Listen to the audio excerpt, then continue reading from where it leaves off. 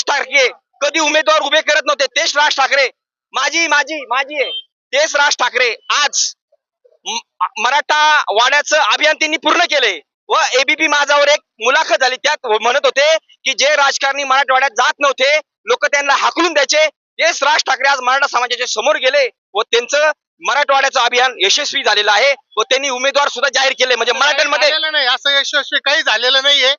त्यांनी फक्त मराठ्यात फूट पाडायचं काम केलेलं आहे, पण ते कधी सक्सेस होणार नाही. त्यांनी ओपन मध्ये सांगावं मराठ्यांना ओबीसी मधून आरक्षण द्यावं, असं त्यांनी ओपन बोलावं. असं आरक्षणाची गरज नाही म्हणतात. का बरं आरक्षणाची गरज नाही? बाकीच्याला आरक्षणाची गरज आहे, मराठ्यांना नाही का गरज?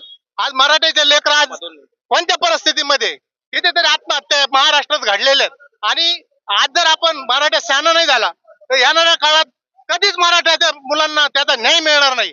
हे वरच्या पुढाऱ्यांना काय माहिती आहे? त्यांनी फक्त त्यांच्या स्वतःची